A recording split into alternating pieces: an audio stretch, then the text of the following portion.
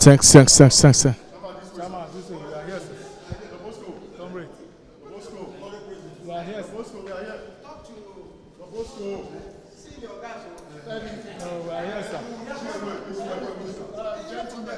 What was communicated to you as the outcome of the meeting? As far as Labour is concerned, we didn't have a consensus in this meeting. Is that okay? Are you still going to stand on the fact that they should actually go back to status quo? That's the principle of negotiation. You don't put the partner, ask him to negotiate under gunpoint. What are the prayers of the NLC? The prayers of NLC is that we go back to status quo, negotiate, think of alternatives and all the effects and how to manage the effects this action is going to have on the people. If it is an action that must take off. Does it mean restoration of subsidy? Well, the subsidy provision has been made up to the end of June. And before then, conscious people, Labour, management, government should be able to think of what will happen at the end of June. You don't start it before the time.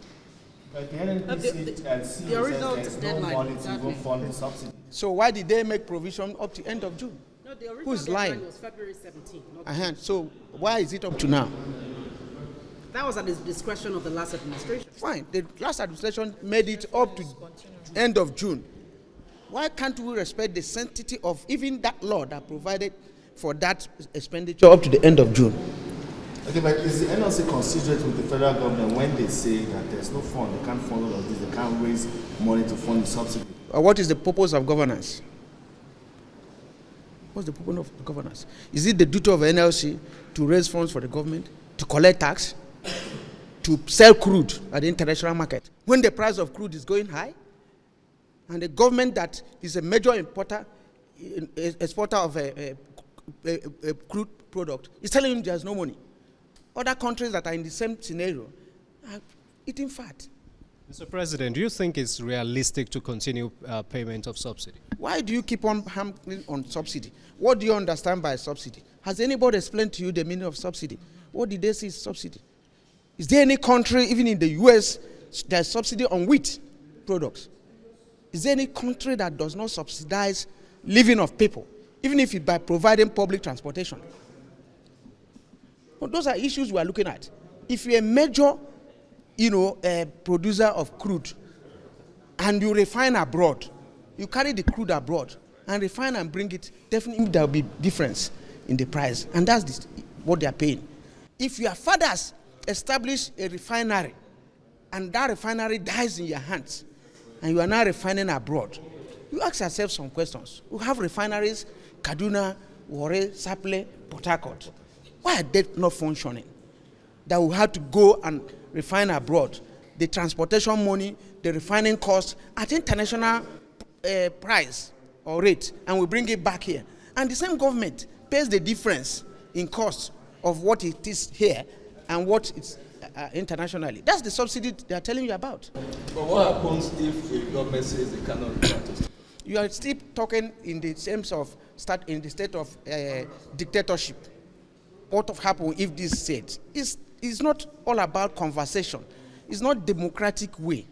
If you say this thing is happening this way and you are engaged in discussion, if what happens there is take it or leave it, which doesn't have any space in the current dispensation. It's all about the people. The people matter. If they say, this is the project you are bringing, you are removing subsidy, you have been spending money for this friends. Remember 2011, we were here, this compound, and we agreed on some principles, repair our refineries, to start operation latest by December last year. They were not done. We agreed on issue of CNG. The CNG product is eco-friendly and is cheaper than the PMS they are selling now. And some people say they can convert within 3 months. If we have done all these things, what will you be calling subsidy?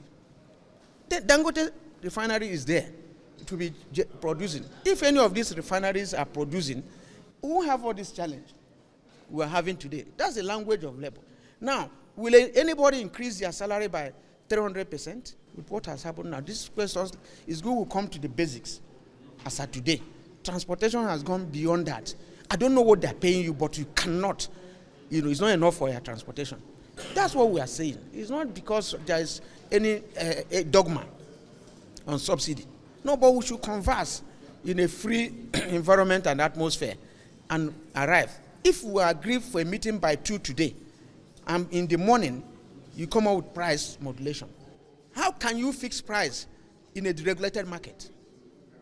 If you are talking of deregulation in the classical sense of it, it has to be determined by market forces.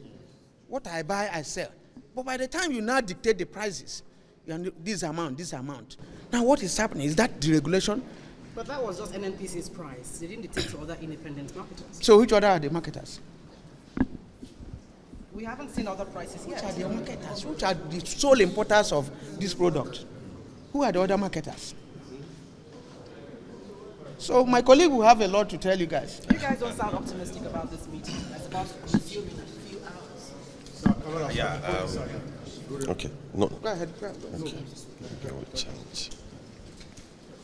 Yeah, you said. You don't sound optimistic about this meeting that is going to continue in a few hours. Yes, if you listen to the president during the inauguration at Eagle Square, he said that one of the hallmark of this administration is going to be dialogue, is going to be consultation, and that that this will be the hallmark, that they are not going to lord it over us, trying to paraphrase what he said, and not to be a dictator. So if you read it, it is clearly written there. And what has happened in terms of, as of today, has not shown what was written in his address. So all we've said before now was that, just as alluded to by my colleague as well, was that we ought to have sat down and have this conversation. At times it's difficult, before anything could have happened. We have been open to conversations.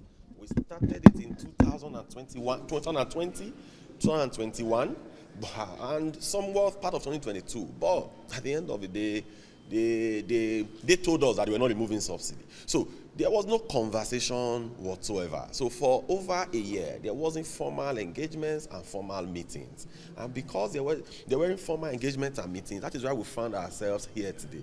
If we had met before now, we could have proposed a lot of things. Just as the CNG has said, we have experts in our midst who could have proffered some solutions on even the CNG, how it could be done faster, what are the things that could be, because our own is how do we protect the Nigerian workforce. So it is not about grandstanding, it is not, but it's just about how do we protect the workforce. So for us, clearly we have stated in the meeting today that let's status quo ante remain, why we go back, have conversations with our principals, because the workers are clearly our principals. So we'll go back and have conversations with them. Then after the conversation, then we'll reconvene again and have some further discussion. But we hope that day as well, we will reverse back to status quo ante. Well, you were speaking with the federal government on the 800 million palliative. What was the conclusion?